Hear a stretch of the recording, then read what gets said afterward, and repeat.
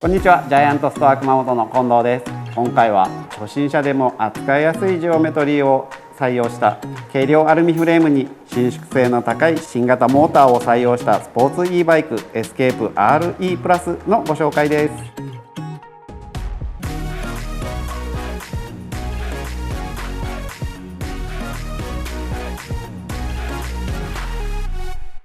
今回ご紹介するのはエスケープ RE プラスということになります。この RE プラスなんですけども RXE プラスというモデルがありました。それが廃盤になりまして新しいモデルとして2022年モデルということで発表されたモデルになりますね。熊本店にもようやく入荷してまいりました。フレームとフォークは以前の RXE プラスと同じものということになります。ただその他いろいろ新しくなったところがありますので細かく見ていきましょう。まずは新しくなったモーター部分ですね。これ大きく変わりました。今まで同様にですねヤマハとの共同開発のものではあるのですがエスケープ RE プラスに搭載されるシンクドライブコアユニットは最大トルク 50Nm、マックスケイデンス 100rpm でこれまでのシンクドライブスポーツよりも 500g の軽量化となっています。これまでのシンクドライブスポーツに比べスペック的にはダウンしていますがさほど気になるレベルではありません。むしろスペックを落としたことで e バイク特有の気になるモーター音ですね、これほぼない、もうかなり静かになりましたよということを実現しています。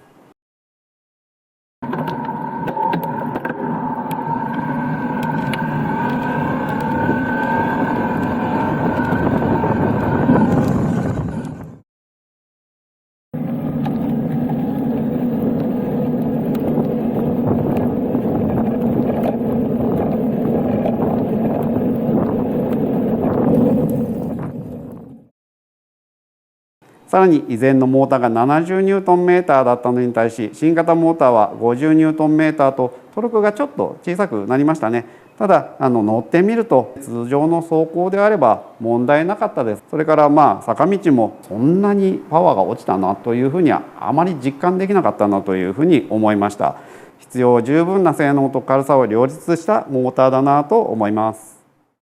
それからアシストモードをですね4つのモードがあります。それぞれの最大アシスト走行距離なんですけれどもスポーツモードが80キロ、アクティブモードが95キロ、ツアーモードが132キロ、エコモードが200キロとなっています。平坦なサイクリングであればエコモードやツアーモードでも全然苦しくないですねというイメージです。続いてはハンドル周りですね。ここも大きく変更になりましたね。新型のスイッチ&モニター、コントロールダッシュとハンドルの長さもかなり長くなったなというふうに印象を受けますね。見てもらうと分かるんですが以前のものと比べるとすっきりとしたハンドル周りになっていますね。このすっきり感なんですけど新型のスイッチ&モニター、コントロールダッシュの採用によるものですね。以前のもの RXE プラスのものなんですけどボタンとモニターが別々だったんですね。ハンドルバーのステム付近にですねモニターがドンと乗っているような形だったんですけど今回のコントロールダッシュ操作ボタンとディスプレイをコンパクトにまとめた 2-in-1 タイプになっています。さらにモニターの視認性もアップし明るい日中でもモニターを見やすいように画面の照度が3段階で調整できます。そして USB Type-C の出力端子を搭載しているためガジェットへの給電も可能です。ハンドルバーは 580mm から 640mm と長くなりましたね。ハンドル操作が安定して初心者の方でも安心して乗れるようになりました。このハンドルバーが長くなったこととスイッチ&モニターが一体となったことでこれまでよりもハンドル中央にスペースができてスマホやサイコンなどを取り付けやすくなりました。最後はパーツ類ですね。皆さん気になるコンポーネント何がついているのというふうにちょっと解説していきます。エスケープ RE プラスのコンポはですねシフターにシマノアルタス9段ですね。リアディレイラーはアリビオ、フロントはシングルですね。プロホイールの44丁のものがついています。リアは9速、スプロケットはシマノ HG211 の36丁というワイドレンジなものを採用しています。タイヤですね、700×38 シート、これも太くなりましたね。かなり乗り心地も良くなっていると思います。耐パンク性の高い K シールドというものを採用していますね。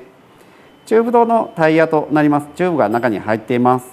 ブレーキは前後ともにテクトロ社のものを採用していますね。油圧式のものになります。あとバッテリーですね。エスケープ RXE プラス旧型のものは 500Wh だったんですけれども、新型のこの RE プラスは 400Wh とちょっとちっちゃくなりましたね。それだけ軽くなっていますよというところはちょっと利点かなと思います。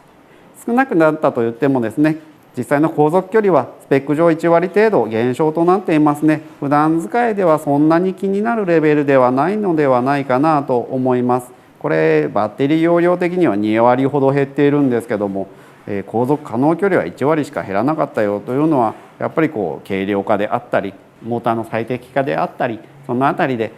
以前のものからするとかなり改善されているようですね。その分ですね、車体の重量も以前の RXE プラスから 300g 軽くなっていますね。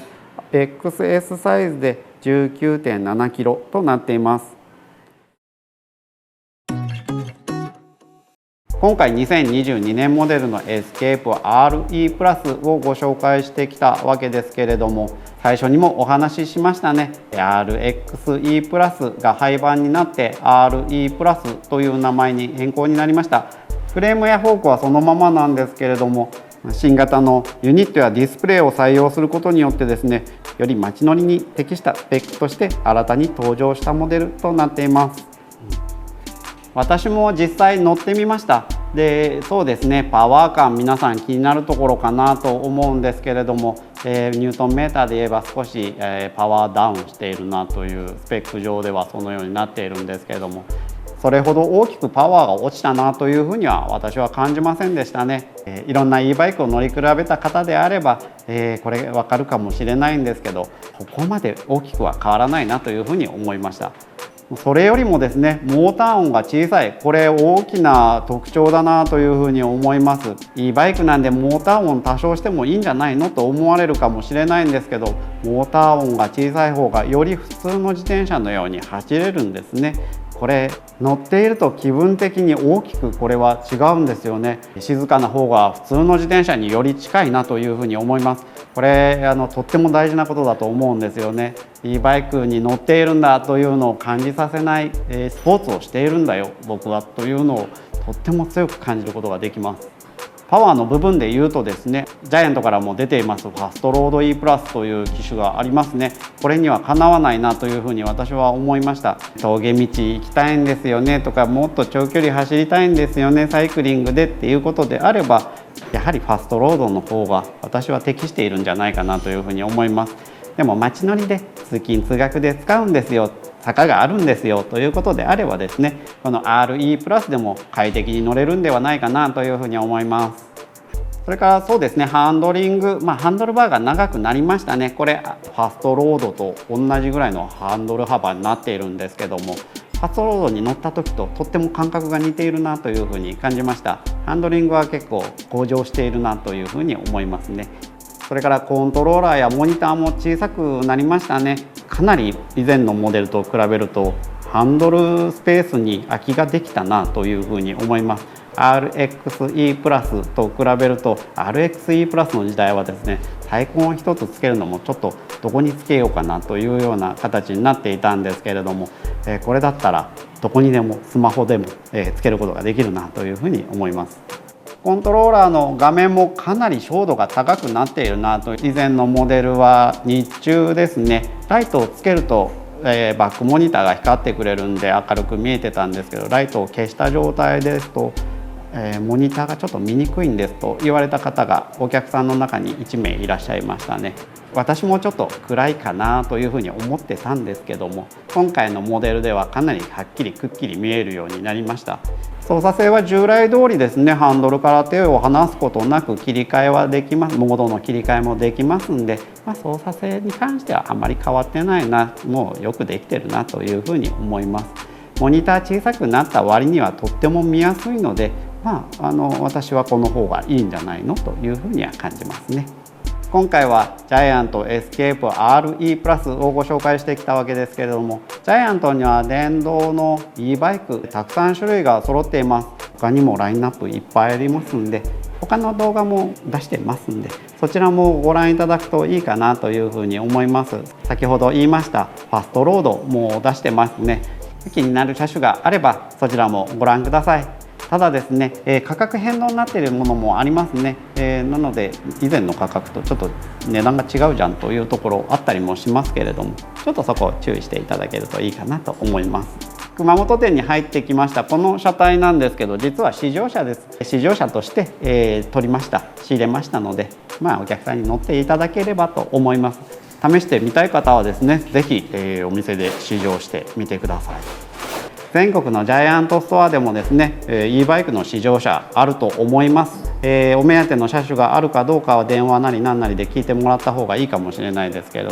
ぜひ、ジャイアントストアに足を運んでいただいてですね、この新しくなった e バイクの世界をちょっと、覗いてみるのもいいんじゃないかなと思います。